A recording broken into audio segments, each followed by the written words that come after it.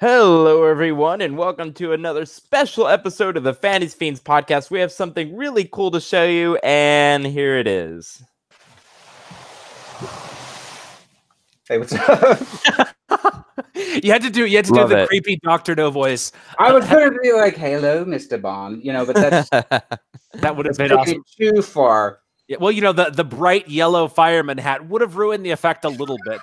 But I was thinking like Dr. Evil. I didn't know he was going to introduce me like that. It's kind of It's a whole thing about the Fantasy Fiends podcast where Stevie never does the same intro twice. No, nope. And so it's super unpredictable. And that's half the fun. Had that before. Well, hey Sean, welcome to the show. This is now I'm forgetting the name and I'm looking like a total turd. Sean, why don't you introduce yourself? Okay, yeah. I'm Sean Grigsby. I'm the author of the Smoke Eaters series and Daughters of Forgotten Light. Both of those are from Angry Robot. And let me grab my mic here so you can hear me a little bit clearer. And yeah, Daughters of Forgotten Light's also from Angry Robot. I'm the host of Cosmic Dragon Podcast, which Andy's going to be a guest on tomorrow, interestingly enough. And I've got a short story coming out in Amazing Stories, and I'm up for the Campbell Award. Just want to... Really? What is that one exactly? Awesome. Yep. I am eligible this year. Also the Nebula, but let's face it. I don't write probably Nebula worthy stuff, but I tried to get the word out. I think that's the most important. Yeah. Who was the winner last year? Was that Tomi Adeyemi? I think so. I can't remember. N.K. Jemisin? Yeah, Nora wins a lot. She won her third Hugo for Best Novel this last year in August. And I was at Worldcon, but I had to leave before the Hugo, so I missed that. But I know that Naomi Novik won 2 years ago, I want to say. Okay. For, what was it called? I know the newest one, it was Spinning Silver, but the one before that with Del Rey, I believe she's with. That's awesome. That's awesome. Mm-hmm. It's good to see, it's not old white guys winning anymore. Yeah. So this Cosmic Dragon podcast, is it on YouTube? It's not. But I've been thinking of posting the episodes on YouTube on my channel. But it's available through iTunes, anywhere that people would listen to their podcast media. But you can also find it at my website, SeanGrigsby.com. And it's just like /Cosmic Dragon. Cool. I will say that it's probably like the second or third best fantasy related podcast on the internet. Thank you. If you're listening to this, certainly if you're watching this, you'll know that Sean there's a lot going on with Sean right now. He had the fireman hat. He had the baby dragon, which I thought was a My Little Pony. So without the mic on, I was like, this is going to be an interesting podcast. We got a brony. But no, it was the baby dragon and the Iron Maiden shirt to top it all off. Yeah. And the mic that looks like a penis coming out of nowhere, like a robot penis coming out. 5 minutes. That's how long it took Stevie to make it sexual. I mean, look at that girth. I'm sorry. Now your kids can't watch this podcast. They were good. I was actually, can I cuss on this podcast? I was going to ask you guys before. All right, fuck yeah, let's do this. Okay, so all right. We end up going some pretty weird places, courtesy of Stevie 9 times out of 10. But then that one time it was Lindsay Broker though. That was not me. Sometimes take it right off the rails. All right. And then we had that one guy, Dribble. I'm getting Gribble in the guy's last name. Gribble? Steven. No, the guy who was Steven, what the hell? Who is named Gribble? No, I know it's Gribble. Never mind. Hill was named So Gribble? why don't you go through the 3 elements of what you had on at the beginning of the podcast? The firefighting helmet, the dragon, and the shirt. All right, well, sure. So this is my old fire helmet from the first city I worked for, and it was a small town, and I hated these helmets. So I actually fought for us to get more traditional fire helmets, which I now have with the city I'm with. But before I left that other city, I made sure those guys had some awesome helmets because those look like turtle shells. Let's see, the baby dragon. I got this for my daughter for Christmas, but I love dragons. Obviously, I write about them. And I thought that fit well since I write about firefighters versus dragons, which is basically what the Smoke Eater series is about. And the Iron Maiden. Well, hell, I just love classic metal. My third novel was called Dirty Deeds Done Dirt Cheap, and it was about a guy in Memphis who steals souls for the devil by playing. I mean, you see those guitar battles. Well, who's the guy the devil gets to play? So that's Steve Vai in the movie. Well, yeah, but he lost to this guy. So Crossroads was a huge influence, obviously. So you would really like Nicholas Eames's work because he's also Nick is my nemesis. Is he really? In a playful way. He's my nemesis. I don't know if I'm his, but yeah, I've had him on my website interview, and I've had him on my podcast a couple of times. I met him in Worldcon, and yeah, he's a good guy, and I consider him a friend. I'd love to have the success he's having. But a lot of people who like his stuff love my stuff too. Yeah, we kind of fit in the same vein. That's awesome. You can feel that musical influence there. You are living, but you are living a dream that many authors would kill to have. I mean, to be published by Penguin Random House's Angry Robot. Angry Robot. Yeah, and they're not owned by Penguin Random House, but they have them distribute the book. So that's okay. That's where the confusion is. Yeah, yeah. That's a huge achievement, and I am so happy for you. Thank you. How did that come about? A lot of hard work and busting my ass, honestly. Yeah. My dream has always been traditional publishing, forever. And so I knew that you didn't really need one, but it really helped to have an agent. And so I just decided my first goal is to write. And when I got serious about novels was to write them, edit them, and send them out until I got an agent. It took me 4 novels to do that. On my 4th one, I signed with my agent, who's Paul Stevens, with Donald Moss in Newark. And yeah, he also represents Kelcade, who is fucking huge. Yeah. I think I submitted to them. Right, I pitched to them a while back when I was doing my Queen of Thieves series. Angry Robot, or no, to Donald Mass. Yeah. Yeah, awesome agency, and I dreamed of that agency. Obviously, I pitched my books to all kinds of agencies because you don't. I mean, it's good to have a dream agency. Don't get me wrong, but you really want to query widely. So that's what I did. Every time I finished a book, I'd set it aside, like they tell you. Maybe not as patient as I should have been, but guilty. And so then I clean it up, and I developed this formula. Like after you do it for so many times, you know what an agent's going to want. Every so often, somebody will throw some weird shit out there and be like, I want an 11-page synopsis. That's happened. It was an editor, it wasn't an agent, but they asked for an 11-page synopsis, and I was like, are you fucking from hell? I can barely do 2 to 3 page synopses. So I just sent it out, and I started seeing more of a response with each novel.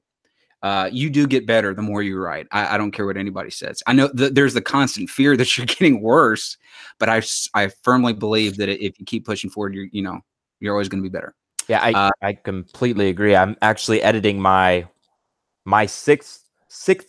I can never say that right. 6th novel, and I was like blown away. But there were some messed up chapters that I needed to really heavily rewrite, but a few of them, I was like, wow, I'm seeing some incredible improvement, especially with dialogue, where I always was weaker, in my opinion. Making every character very, very unique with their own backstory, one that you actually cared about, or characters that you actually cared about. So I can attest to that. You definitely get better as long as you actually try. Yeah, you try. You read other works. You see what works.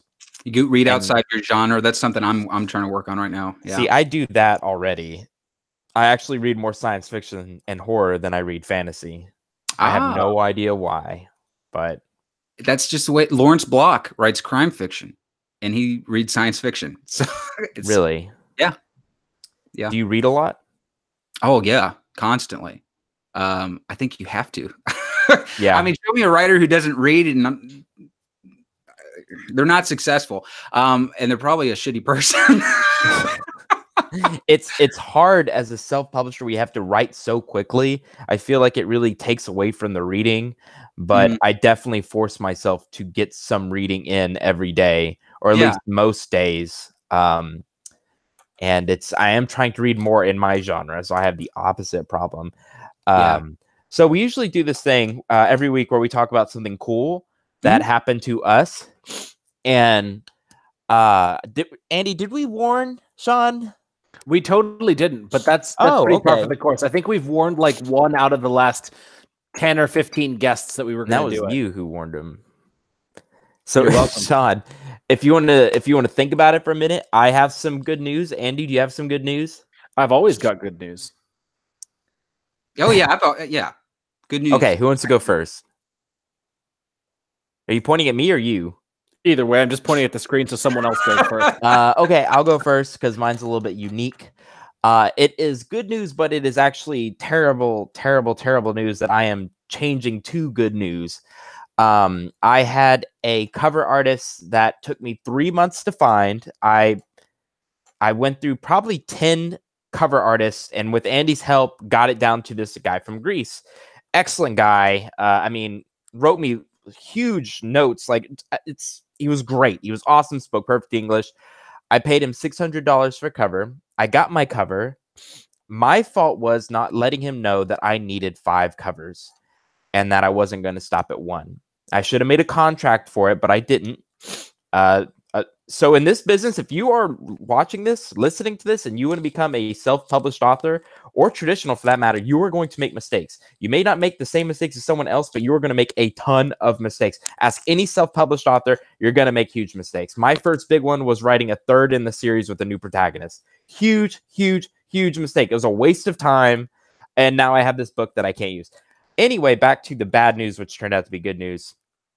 The artist had to drop out for health reasons. He's asked me not to go into specifics, but they're terminal, and it's extremely sad. So I'm in a bind, and my heart just said, let it go. I'm not going to ask for my money back. So I paid $600 for a cover that I can't use for a very long time, if I use it at all. I'm not worried about how I'm going to use this cover now.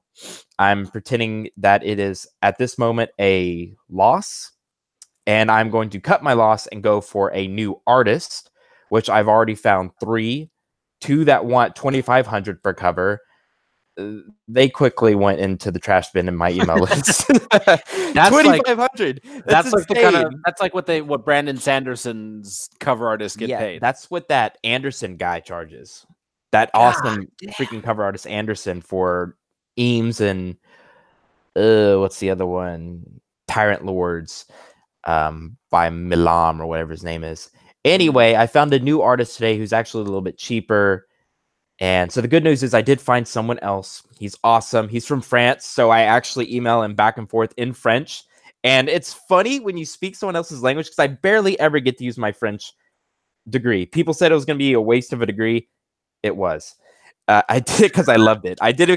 So it's not a waste of me. But when you do get to use it, French people are so not used to Americans when they speak French, and when they speak it decently, it's like they fall in love with you. And this guy just like became chipper. He wants to help me out so much. So that's the good news. So that was wow. Now I'm like bummed out because it's like getting $600 going. But I do have a freaking awesome cover, one that I could post on my wall, use for, like Andy said, a box set. There was something else I needed to say. Oh, good news, chipper news. My dog, Spartacus, he is not a toy dog. He's a big, well, not as in toy dog like a poodle. He's a husky, but he's not big into toys, right? So I was at Walmart, and I got him this little hot dog squeaky toy, and I gave it to him. And now it's like he's addicted to this hot dog toy. It's like his baby. And I can't even let him go out to go pee without him taking that hot dog and leaving it out there like a toddler. So, like, I'm constantly wrestling with this damn hot dog and have a hot dog in my backpack. And I took my backpack to the gym, and of course, my backpack squeaked really loudly. So that's some happy news right there. My dog has adopted a hot dog. So that's it for me today. Good bad news-ish. Sean, go ahead. Tell us something happy and positive. All right. Let's see. Well, I saw the proofs of the issue of Amazing Stories that I'm going to be in, and I saw the art that they did for the story, which looks awesome. And I'm hoping the novel gets sold when my agent starts shopping it. What else? I've got a comic out on Sub that I've wrote with a guy named Ross Kennedy. And that's at Image right now, I want to say, and some other places.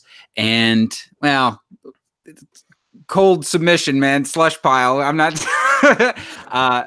And what else? Oh, I'm working with Black Library on possibly writing a short story. Ooh, that's awesome for Warhammer. And Warhammer 40K. Of course, it's up to them to if they're going to buy it or not. But I don't see a reason to keep it secret or anything, you know. Because they've approached a bunch of different authors as well. But I got this awesome story that I like.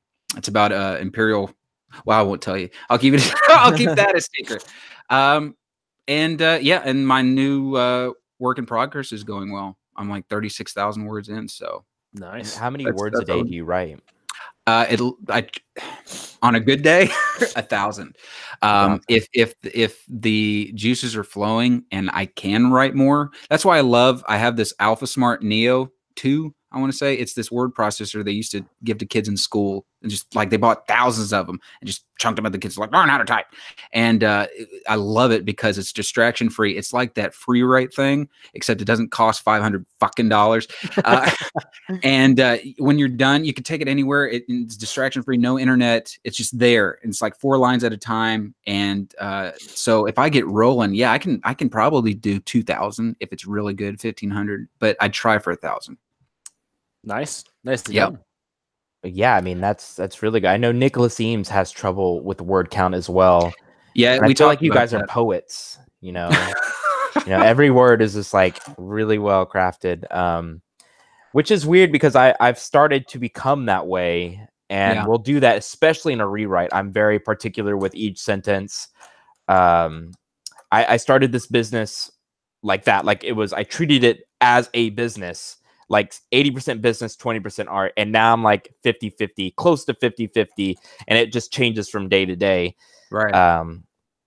And is that all for your good news? For me? Yeah. Oh, I could talk about myself all day, but yeah, I'll end right there. You seem like that kind of guy. No, I'm kidding. Wait, so you know a lot about Warhammer? No, that's the thing. Okay, I was gonna say I thought you would have to know a lot. I didn't. I was like, oh, but I have since learned a lot. Like Space Marines, right? Space Marine. Well, if that was it, that'd be cool. But no, like I had no knowledge besides just the basic household name kind of stuff for the Emperor and shit like that, Chaos. And so when I started studying for it, I was overwhelmed. I mean, it was like quantum physics. Exactly. Because there's so much mythos, there's so much backstory, and so many different factions and races and Xenos. And God, and it's hard to get into it. It's very difficult. But I remember. Go ahead. I was just gonna say I just limited my focus. I didn't focus on the entire world because that'll be mind-boggling. But yeah, I just focused on one story and something very character-driven. I mean, I write action too, obviously, and gore and guts and swear words. But that's the thing, I can't swear. I can write as much violence as I want, but they want it PG-13. So wow. I think Peter McLean said he got away with saying mother lover, but that was very close. Wow, it's that clean? Yeah, as far as language goes, yes. They do not, maybe damn or hell. That's about it. Wow. I was not expecting that at all. And I think because they want a wider audience, and they want parents to kind of be on their side, I guess. That's just my assumption. Well, Andy, what was your cool news of the week besides your beard growing back? Yes, thank you for noticing, Stevie. It's been week 3, and it's nice and full. I actually need to shave because it's starting to look like an owl's nest. It's growing up here towards my eyes. My beard kind of stops around here most of the time. You're a wolf man. Yes. So good news for me. I mean, aside from the fact that I think I hit like 85,000 words or 90 today on my book 2 of the new series, I got the first 4 covers back from the artist last night and today, and they are so cool. Like, all of the cool covers that I have ever released, these are way cooler because it's military, it's more martial, and so we get to play. There's 7 figures or 7 characters, and each of them has sort of a different style of dressing or a different background because one's a soldier, one of them is sort of a half native, one of them is a shaman, one is an archer. So she got to play with these different characters and create these 8 or 7, and then the mythological creature, just these amazing characters on the cover. And I've still got 2 more in the series that she's going to do when she gets back from her trip in a couple of weeks. So it's going to be so exciting. I'm totally amped up for the release of the series later this year. Looking into audiobooks, whether I go with Tantor, Podium, or Audible Studios to get it produced and hopefully launched at the same time as the books. So, and I got the cover back for the second of the Hero of Darkness box sets, and the artist started working on the Heirs of Destiny box set. And again, these covers are just so cool. So I'm super excited because starting June, this is when I get to start showing all this stuff. I get to release the box sets and the new series and stuff. So very stoked. Didn't you post the first cover on Facebook? I posted it into my Andy Peliquin's Fantasy Fiends reader group. So if you are a member of the very exclusive club, you get to see it. It's really cool. I wasn't going to say anything, but I love the blue. I won't give anything else away. You know, I've loved the blue so much on Darkblade Assassin that every time the cover artist gives me a book 1 that's not blue, I get disappointed. And so I told her straight out, you know, I kind of fell in love with the idea of blue because it's got this symmetry that every book 1 is blue and then all the other covers, you know, change color. But just that blue really does wonders for more of an epic fantasy feel. So I love it. And so I just told her, just from now on, make all of my book 1 covers blue.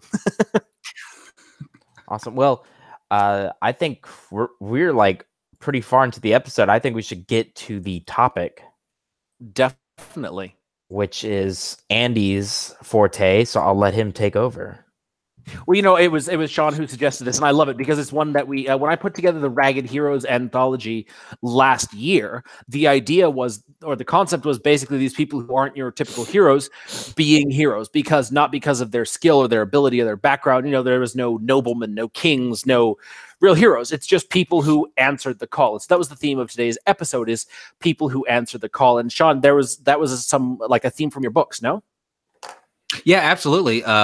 A little bit in Smoke Eaters, but definitely in Ash Kickers, because at the beginning, the main character in the sequel is Tamarica Williams. So she, instead of killing dragons like they used to, they've now started trapping them alive, basically tranquilizing them, taking these to these enclosures where they're encased, and it's surrounded by these ghosts they call wraiths that kind of keep them there so they can live out their happy dragon lives, and then we can use their blood to heal people in the future anyway. And so she's tired of it. She's tired of just trapping dragons. She loves a dragon fight. And I kind of use that from my own experience as a firefighter, because a lot of times we don't fight fire. We're just picking up old ladies who fall down, which is needed. It's necessary. Don't get me wrong, but that's not, you know, the adrenaline, like fire, you know, stuff. So I drew from a lot of that. Yeah. Did it come from sort of not like fighting fires? You know, there's that thing of battling it head on, you know, with the dealing with all of it. I watched Chicago Fire. That's pretty much my limited exposure to firefighters. So let's get that clear.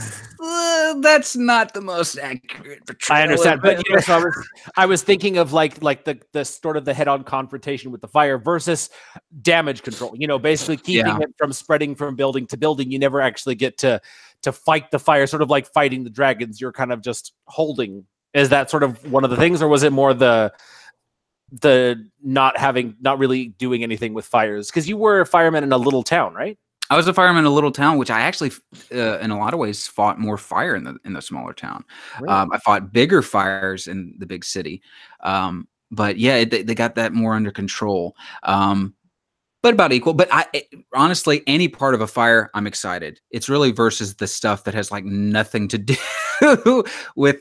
I mean, but that's just part of the job. Firefighters have become primarily EMS now.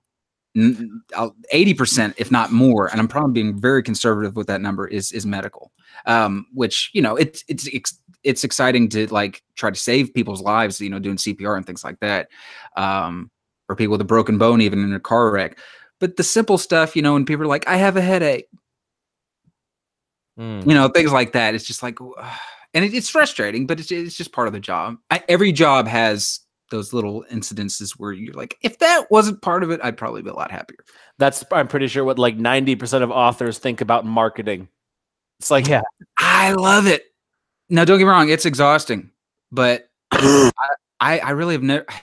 I guess that's the only part I don't like about marketing is it gets tiring, and you're like, is anything I'm doing actually working? That's the worst part for me. yeah, like with a lot of jobs, you can sort of see visible progress right away. With marketing, Exactly. it's so much smaller. And you know, a lot of books that seem to get a lot of hype, and you're aware of the book, so that obviously makes you think, oh, well, this is getting some buzz, and people are talking about it, and then you realize their sales numbers aren't that high. And then vice versa, you see books that maybe have a little bit of hype, but not as much as the other one, but they're selling gangbusters. And maybe they're not getting a shit ton of Goodreads reviews, and maybe they don't have like 3,000 Twitter followers, but they're selling books. So I don't know what the secret sauce is, other than just writing a good book. Yeah, I think that's kind of it. So Yeah. your book, from what I've been hearing about it, I don't know why, but it reminds me of like a mixture of Fahrenheit 451 and Underworld. So, you know, because the Underworld, aren't they like sucking the blood out of humans for the vampires? Nope. I mean, yeah, that's pretty common. What movie was that though? It was a very popular movie. might have Oh, been that was happened. like Daylight or Sunlight or something. Blade. Like that. It's probably Blade. No, well, they probably did it in Blade too. It's a very common vampire thing. Now, this one was like, it had Sam Neill in it and Ethan Hawke, and they were vampires, and they're modern, and they took over the world, and they were kind of like farming humans. I know what you're talking about, but I cannot remember what the name was. I want to say it's something light. Okay, so Fahrenheit 451 and farming humans. Soylent Green. Well, Fahrenheit 451 was definitely an influence. Not a huge one. Not a huge one, but only because of putting firefighters in the future. Well, I would have thought it was the awakening of one of the firefighters. Well, no. Is the firefighter in your book not like awakened to the fact that what they're doing, or is it someone outside of the firefighters? No. It's like that's their job. Like they've rewritten the SOPs because all these people need this medicine, and they basically found this awesome cure in the dragon blood. This is in the second book. It's not as prominent in the first book, but I do mention it. And it's just, that's normal. And it actually causes a problem because the people in the city are mad because now we got all of these people migrating from other cities. America is basically an ashen wasteland, except for small city states all over. So everything's concentrated into these cities, and so people are now migrating, and so all the there's a group called, the city's name's Parthenon City, and they call themselves PC First, and they don't want all of these refugees coming in here stealing their dragon blood. Can we see a comment on social issues? And yeah, that's kind of how it goes. She wants the fight. If the dragon blood helps people, that's cool, but why can't we just kill them? Well, because we need live dragon blood. If that answered your question. No, yes, it did, definitely. And I know we were talking about the calling to be a hero, and whether you're forced upon it. In the first book, he's forced upon it, or it's forced upon him, I should say. He's like retiring from the fire service. He's nearing 60. He's ready to be done, and then he finds out he can breathe dragon smoke, which was what makes the smoke eater. And so he's basically forced into becoming one because they're so rare. So this is your protagonist we're talking about. Yes, from the first book. And he becomes a hero. Well, he's called upon. It's called upon him. Yeah. I like that. I like that. That's one of my favorite themes in stories is you're atypical character becoming a hero. Like that was the whole idea behind my Hero of Darkness series, is that it's an assassin who's a half demon and he's got a cursed dagger. None of those things scream hero. So how do I get this character along this journey to make him a hero? And so that's one of the things that I love reading about is unlikely heroes. You know, it's sort of the classic trope like Aragon or Benjamin Ashwood or any of these stories where it's the farm boy who turns out he's a hero kind of thing. But instead of playing on the trope of, you know, special for some reason, it's there or willing or brave enough. That for me is the real hero beyond the chosen one trope, or, you know, the son of the ancient king or the wizard, blah, blah, blah. Sort of like the difference between Aragorn and Frodo. Aragorn was always going to be the hero, but it was Frodo who actually made a difference because he was a nobody with nothing. And it was just his determination, his willpower, you know, his small size helped obviously because he could sneak in places. And then Sam working with him, between the two of them, they were the real heroes of Lord of the Rings. And that's something that you don't see as much in fantasy these days, these quiet nobodies becoming heroes. Oh yeah. And saying in Daughters of Forgotten Light, my other book, they're none of them are heroes. Well, that's not necessarily true, but their main goal is survival, not protect. I mean, they're tied as a group. It's about all women motorcycle gangs in space. And so they're tight in their own group, but it's all about survival because they've been sent to this prison city in space. Earth doesn't want them anymore. They're left, and the city's called Oubliette. They're left to be forgotten. And I don't want to spoil anything, but let's just say the ending is very cathartic. That sounds cool. Yeah, I love the idea of a motorcycle gang. But it's an interesting dynamic. Like I'm writing soldiers, and so there is this sort of bond of brotherhood, but it's something that also exists in motorcycle clubs, or, you know, the fraternity of firefighters and cops. It's always, for me, that concept of brotherhood is one of the most powerful emotional hooks for any series or TV show or movie. Yeah, for some reason I noticed I did this in both of the books that are out now is the camaraderie thing, and I guess it's because that's something that I've been around for a few years now, and I like that, and I think a lot of people do. I think that's what not only makes characters interesting in books, but, you know, loners are cool too. I like reading about loners. Yeah, but that seems like it'd be a little bit more boring a book in the wrong hands, because it's the interaction. Yeah, it's the subtle conflicts with characters that even like each other, and then the overall big conflict. So yeah, I like the camaraderie thing. And so it actually speaks to the human desire for acceptance. You know, human action, it revolves around these basic fears. And one of the biggest fears is fears of oblivion, which means being forgotten or erased, or, you know, no one to remember you. Yeah. And so as humans, we're always looking for our pack. It's this evolutionary instinct to find the people who accept us. And we've talked about this a number of times on the podcast here. You know, finding the people who are outcasts like you. Who are weirdos or isolationists like you, you know, whatever, you find the people who mesh with you and they become your pack. And that's what makes, you know, I watch a bunch of TV. So TV is a lot of my frame of reference, but, you know, Chicago Fire, when it's all the firefighters pitching in together, like when there's, you know, one of the characters dies and they have the big long line of firefighters doing the salute, or in SEAL Team, when one of the members falls and they go back and they retrieve his body and all of them are carrying him, or, you know, just things like that. It's those moments like that that really hit to the core of who we are, because that's what we want. We want people not only to march beside us, but to carry our coffins, or to, you know, to salute us when we're gone. So it really, it strikes that chord, this emotional note that resonates, I think, within all of us, no matter who we are. Yeah, absolutely.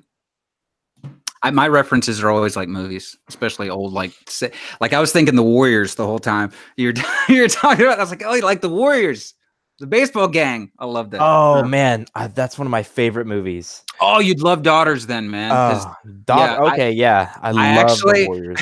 I asked my agent when I was interviewing. It was a choice between him and a couple other agents who were offering me representation. And one of the questions I asked was, what was it about this book that made you say, yeah, I want to sign him as a client? And he said it was the part where, okay, you know, in The Warriors, where the guy has the bottles and he's clinking, it's like, Warriors, yeah, to play.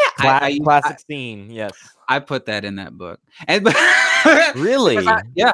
With the bottles and everything? Not the bottles, but they're like, daughters come out to play. So he love said, stuff yeah, like when that. I read that, I knew you knew what you were doing. So I was like, awesome. Which a lot of people are getting the grindhouse exploitation, gritty late 70s, early 80s vibe, which what I was going for, which is awesome because it'd be horrible if they didn't. How many words is this book? The first one you published?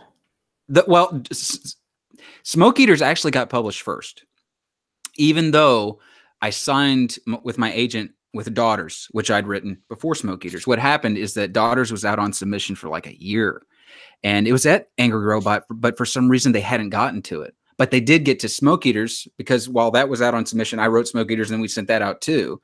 And so they picked up Smoke Eaters first. And then they came back and said, hey, we'd like to buy Daughters. And then they also bought the sequel to Smoke Eaters, Ash Kickers.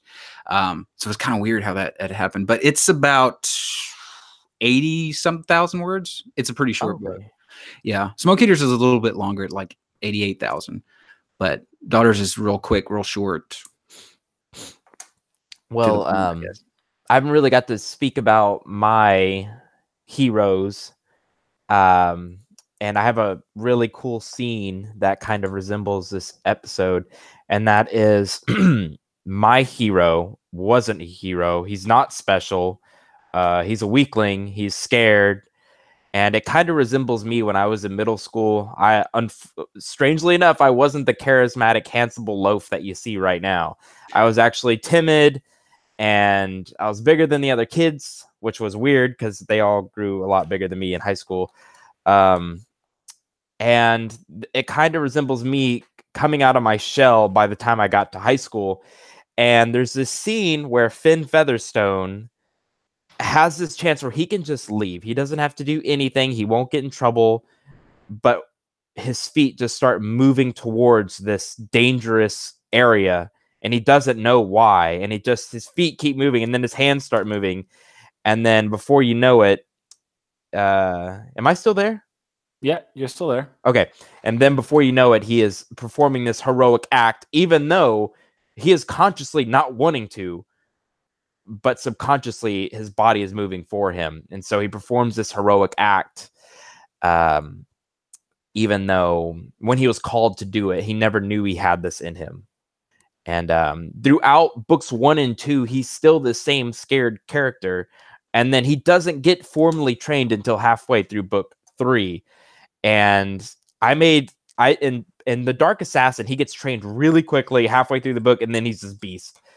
I wanted to do something different. I wanted to keep the weak character and really stretch out that growth for as long as I could before, okay, this isn't going to work anymore. He needs to be a little bit more tough, a little bit tougher. And so in book 3, he gets trained. And then now you see a skilled warrior that's facing fear on a battlefield, real fear. Because I still didn't want him to be like, oh, I'm a badass, I can go kill these people. No, he still has psychological trauma from taking lives and stuff like that. So that's my hero that I created. And I spent a lot of time with him. I remember being in my mom's hospital room, asking him questions like what his favorite book would be if he lived in our world and stuff like that. And so that's my hero.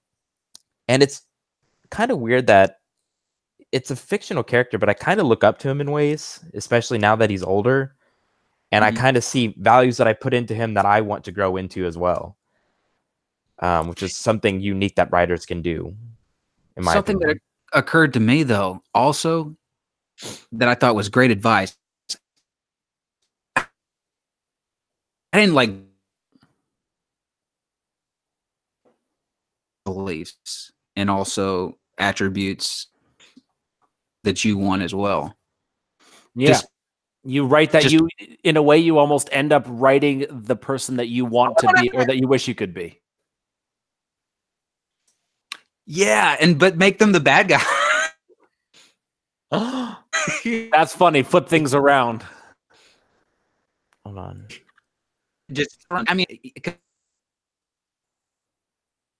I would that could be interesting to see. Like you see, like if you had all these good qualities that you believe in, but you chose to use them the wrong way. That made me think of that. That's pretty cool. That's actually going back to what Stevie was saying. That was one of the things that I loved about writing the Queen of Thieves series, which is still my favorite series to date that I've written out of the 4 that I've written. This character was just the embodiment of all of the strength of personality, the strength of will, that as a human being, I'm like, I wish I could be that strong, despite everything else that goes on around her. I'm not a thief. I'm not a badass and who's leading murderers and things like that. So there's not that much that I can relate to my real life, but just the way that she persevered through the crappy times, no matter how bad things got, she kept fighting. For me, that's probably the one trait about any of my characters that I aspire to most. And I think that's why that it shows up in every single one of my stories. Like, I end up writing this thing where it's like, shit's gonna hit the fan, the odds are against them, everything's bad, and yet they had no choice, because if they didn't stand up, they didn't make a difference. Like, literally I say, but they have no choice, because if they don't, things are going to be worse for someone else. And it's just sort of this thing that I feel like I want to embody that decision in my own life, and it's something that has bled into my real life that I've discovered through writing. Really? So you're talking about Alana? Yeah. I know you have a passion for that character too. What's that? Am I breaking up? No, it's Sean. I think his connection's a bit wonky. To keep. What is it? Fix it. Because I didn't know if I kept interrupting him on accident. Yeah, no, he's come in and out a few minutes. But hey, if it wasn't technical difficulties, it wouldn't be the Fantasy Fiends podcast. That's right. I want everybody to know that our show is just filled with technical errors, and it's always our guest's fault. No, I'm kidding. And then, am I coming in? Am I coming in okay? Yeah, a bit better. Probably this internet. I could set up my hotspot, but then I'd probably get disconnected. So that's fine. I was going to say perseverance, though, is something that is huge for me too. One of the books I've recently read and blurbed was a new book from Orbit. The author is Evan Winter. Okay. And the name of the book is The Rage of Dragons. It is awesome, and the character perseveres. That's his defining trait, is that it's a revenge fantasy, which I love. I love revenge. And so he's so focused on this, and he knows exactly what he has to do to get his revenge, and it's to train, it's to go and to win, and go to this battle school, basically. And it was awesome, and I love that. But being a writer, you need perseverance. Yeah, absolutely. Just a little bit. Just 100,000 words don't write themselves. If you're self-published, you got to worry about losing $600 covers. Yeah, that's perseverance. I mean, but that's nice of you, man, that you didn't try to get it back, because I couldn't do it. I just couldn't do it. He needed it, and that's the thing. He's like, I have to cancel all of these contracts with other people, and I really need the money, but I can't do it. And I was like, my heart just pooped its pants. Unless he's just lying to me. No, just kidding. So, good guy. Wish him all the best. You did a good thing one way or the other. Yeah, I try to give back. Man, so we're running out of time. Do we still want to do the reading? Totally. Okay. I got it up right here too. So all right, how many characters are we dealing with here? Oh hell. I want to say 4, but no more than 3 at a time. Okay. So, pretty good number. All right. Well, I'll if you're cool with this, I'll do the narration. Who's the main character? The main character is Tamarica Williams, who is a newly promoted captain in the Smoke Eaters. And this scene, well, I'll just let it speak for itself. All right. Why don't you read Tamarica, and Stevie will just read the other people. Sounds good. Okay. All right. So anything that's not I said or I is going to be you, Stevie. Okay. Sounds good. Yes. All okay. right. I'll just try and figure out the characters. Do my best. No rehearsals. That's what makes this so fun. All right. You ready? Here we go. Kaboom! The tank at the front of the army's cavalcade fired at the Phoenix. The bird spun in a fiery spiral and dodged the cannon shell. It turned away from the enclosure and shrieked as it sliced through the air. The army vehicles were now on the menu. All right. I said. If those idiots want to fight the Phoenix, let them. It'll give us time to grab a wraith and get the hell out of here. Renfro slid Cannon 15 to a stop outside the city's last remaining enclosure. As soon as I got out of the truck, people flooded out of the enclosure's front door, running to their cars and speeding away as fast as they could. I tried to flag down a few of them, but they only bathed me at their headlights before veering out of my path, ash flinging from their fleeing hover thrusters. I spotted Tom Sevier fumbling for his keys outside a burgundy coupe. Where are you going? I grabbed him by the arm. He looked like a corner animal, eyes red, face covered in sweat, trembling inside his navy blue blazer. We've lost control. The other enclosures have fallen. You've got to do something. I'm getting the hell out of here. I didn't understand the gibberish coming out of his mouth. What do you mean you lost control? The walls of the enclosure shook as something very large and very heavy slammed against the other side of it. The wraiths inside the walls attacked the glass, slashing with their claws and even attempting to bite it. I turned back to Tom. Did everyone get out? Yes, I think so. I released him and he quickly got into his car and drove off. Radioing the other ash kickers, I said, Something's gone wrong with the enclosures. If we're going to America! Navina's voice blasted through my helmet. The Phoenix is headed right for you. I turned and looked skyward. The Firebird dive-bombed toward me like a loosed arrow. As I flattened myself against the ground, the Phoenix scorching wings sailed overhead. It cruised to a stop just in front of the enclosure and hovered there, staring at the ghosts trapped inside the glass. With the heaving flap of the Phoenix's wings and the squawk for good measure, every wraith inside the enclosure exploded into flames. The walls were now a contained inferno. Then, like gunshots in the night, cracks began to ripple through the enclosure's glass. Renfro! I shouted into my helmet. Set up the cannons right now. This enclosure is about to bust. Everyone, we need to take the defensive. Surround and drown. Don't let any of these fucking scalies get past us. I turned back to put my eyes on my crews. My eyes instead found an army spider vehicle gliding over the ash. A turret gun rose from its top and fired 2 rapid blasts. Blue laser streaks flew over my head. The first shot passed just under the Phoenix's right wing and slammed into the enclosure wall. It shattered, billows of glass and flames. The second shot hit the Phoenix in the middle and sent it hurtling through the fire, into the enclosure. I covered my face as shrapnel pelted my helmet and power suit. You fucking idiots! I shouted. I meant it for the army and their careless ass attack, but I realized only my crew could hear it. We didn't do anything, a foo said over the radio. Multiple angry roars came from behind the smoke and flames. A scaly foot broke through and landed just in front of me. I looked up to see a white, crystalline dragon head looking down at me from at least 50 feet up. Training and adrenaline kicked in as I fired a few rounds at the scaly, the laser striking the translucent spikes protruding from its cheekbones. My effort only chipped a few pieces off the spikes and made the dragons flinch slightly, as if the lasers were houseflies buzzing around its face. Then, with a snarl, the dragon opened its mouth and showed me a sparkling blue light at the back of its throat. Well, you don't see that every day. Still flat on the ground, I hit my suit's power jump. The thrusters threw me across the ground.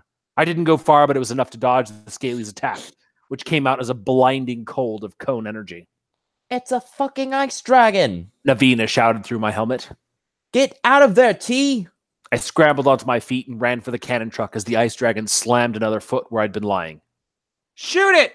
I said between huffing breaths. Shoot it, goddammit! Which one? Came Renfro's voice. Movement to my right. I looked over to see a lindworm stampeding along behind me, seemingly unconcerned about my presence, and just happy to be sprung from jail. At my left, poppers sailed in and out of the ground like cresting dolphins. The sky above me, dark already from the fledgling night, darkened even more from the mass of flying monsters filling the air with their flapping wings. The Phoenix flew over then, carrying a small drake in its talons and zooming fast and far ahead of the horde of flying scalies. They were all heading for the heart of Parthenon City. When the lindworm reached the army spider vehicle, it jumped on top of it and began biting at the metal and shooting blasts of flames. It took only seconds for the dragon to rip away the top hat of the spider like a ragged can of tuna fish. A man's screams came from inside and continued when the lindworm dropped into the vehicle and thrashed so hard it looked like it would topple over. Lower the cannon, Renfro, I said. Get back in the truck. We've got to get to downtown. Renfro hurried to lower the cannon as a foo chugged his huge legs backward and jumped back into the truck. I climbed into my seat as an army tank rolled up and shot at the ice dragon. The concussion made me cover my ears, but it didn't seem to do shit to the giant scaly, besides making it stumble a bit and then roar almost as loudly as the cannon fire. A blast of ice covered the tank, and when the freezing light had subsided, What remained was a frosty tanksicle. The ice dragon took a single flap of its icy wings to leap into the air, coming down right on top of the frozen tank. The metal shattered as the tank flattened under the ice dragon's weight. It would have been bad enough for the dragon to call that the end of it, but it grabbed what remained of the tank in its claws and flew off toward the city. Renfro jumped into the driver's seat, nearly chomped by a passing Electro's scaly, snapping teeth. Drive! I said. Follow the dragons. Where are they going? Afu asked. They're following the Phoenix, and the bird is going to be heading for the convention center because those PC first fuckheads are going to be putting our orange Wraith on full display. And that Wraith is the only thing we have left to kill the Phoenix. Over my helmet radio, I called for a full response to the city. Every damn smoke eater we had, no matter if they were off duty and halfway through a bottle of whiskey or on another call.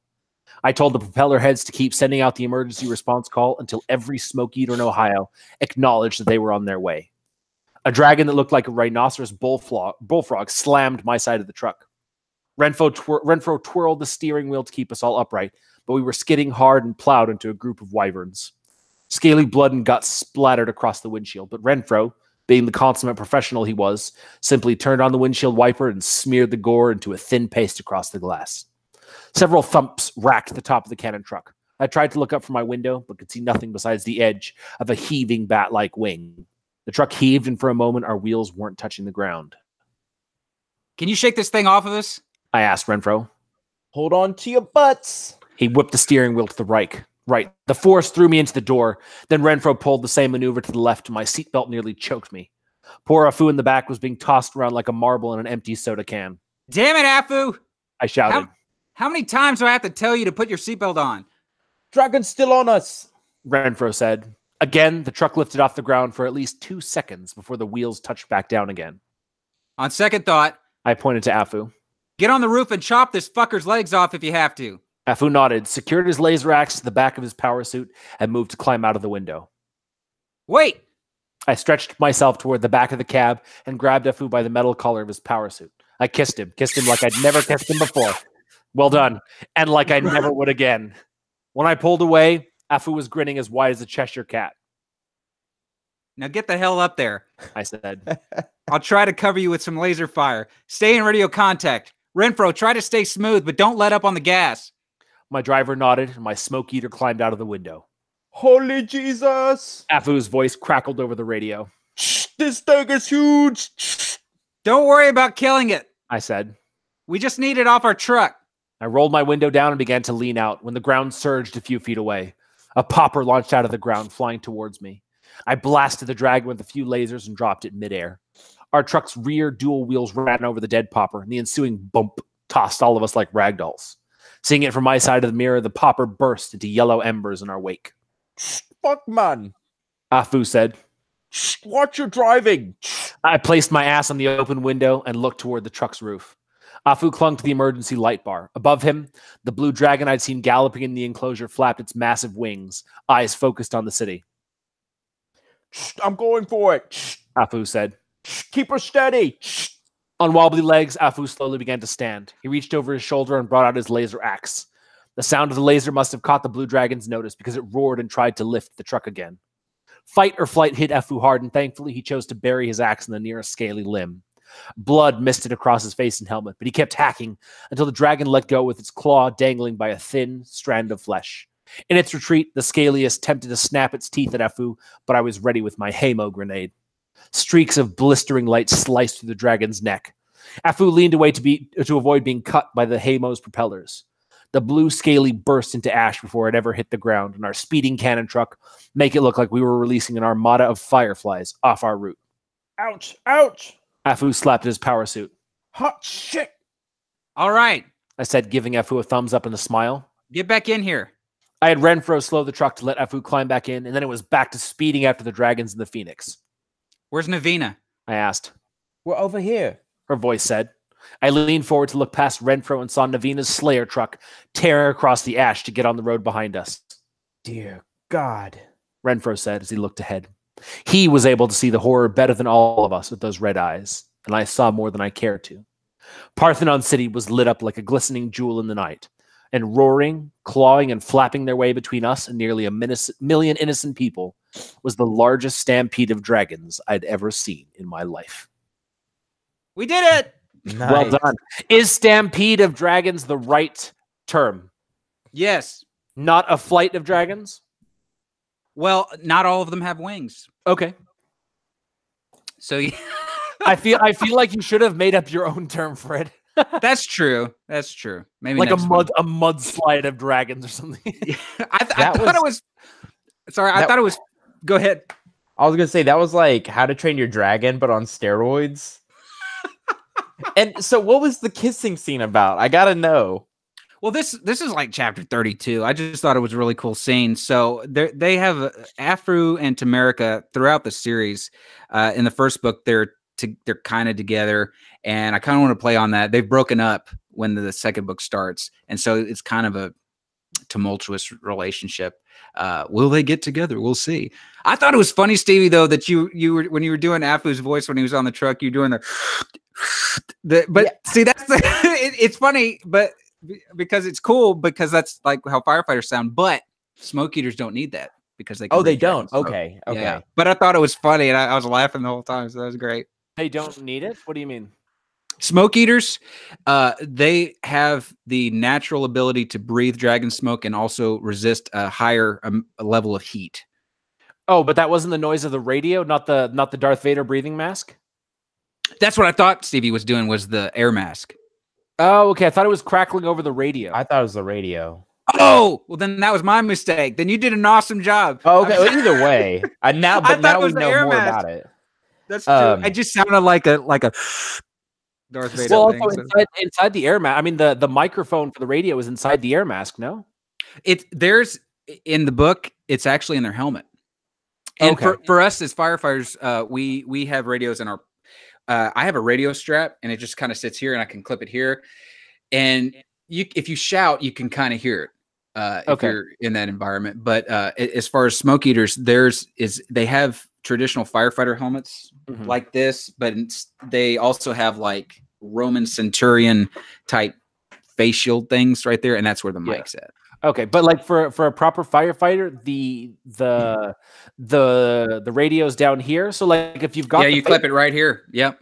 If you've got the mask, how do you shout into the radio? Or like if you put it right here, kind of on your vocal cords, you can kind of hear it, and you got to shout real loud. Okay. And sometimes it's hard because if the fire's really going and you got water spraying, that adds noise, and then plus just the muffledness of your voice, and then the fire itself and stuff falling, it can be crazy. They developed a lot of rules after 9/11 because a lot of stuff, especially interagency, so between fire department, police department, medical, it got fucked up. So they had to come up with a lot of rules to prevent the same kind of situations from happening. Unforced errors, basically. Right. Wow. Well, it seems like we're out of time for this podcast episode. Is there anything else we want to add about the topic or anything like that? No, I think, Sean, why don't you just tell our listeners / viewers where they can find your stuff? Absolutely. You can go to my website, SeanGrigsby.com, and I've got Ash Kicker links on the first page to pre-order that. And if you go to books, you can find out where to order those, Smoke Eaters and Daughters of Forgotten Light. And I'm also on Twitter at Sean Grigsby. Awesome. Great. Very well, cool. I haven't had that much fun reading in a very long time. So I love that you kept the character voices the same. That's talent. It was hard, but I'm talent. glad you appreciated that. I think I messed up a few times, but Afu I don't even know where I was going for that. I did not make it Andy sounded proud with Indian, that. but he's Samoan in the book. His heritage is Samoan. Oh, I but know how to be Samoan. But I should have. Well, no, that's the point. Not to debrief you beforehand. Exactly. That's an awesome concept. You guys nailed it on that one. I am half Samoan, so it came naturally. Obviously. Hey, TV, you're like 200% white. Hold on, sir. I am actually half African American. Down south. All right, so it's been a fun Fantasy Fiends podcast. We've talked about firefighting. We've talked about dragons, penises, as well as love during a nice firefight. Yes, we had the nice robot penis. That's the bad robot penis and the dragon. Oh God, hopefully no one has gotten to this end of the podcast. Yeah, we can just hope that everyone's hung up as soon as Sean told us where to find it. Exactly. These last 2 minutes, you know how they say the most car accidents happen a mile from home? Yeah. Podcast ruinings happen at the ending. We're coming up the driveway. Okay. I forgot what I was gonna say. Go pick up Smoke Eaters. It is by Sean Grigsby. I've had a freaking blast doing the podcast. I'm finally feeling a lot better. Thank you guys for having patience with me while I got my energy back. Sean, it was a pleasure having you. Can we please have you back on the air? Absolutely. We can read from Daughters next time, which Awesome. is like really gory. And I want to come on the air with you on your show, which is the Crimson Cosmic Dragon. So hit that up. I'm sure it's on Spotify and iTunes. Yep. Go peep that. All right, guys, this is it for the Fantasy Fiends podcast. I'm your sexy host, Andy Peliquin, and I'm here with my co-presenter, Stevie Collier, the handsome bearded giant. Stevie, I feel sorry for new people. How did you mix up our names? I did it on purpose. Okay, good, because I was going to say that was bad. For those of you who are listening now, check me out tomorrow on the Cosmic Dragon. Tomorrow morning, like way too early. What time is it, Sean?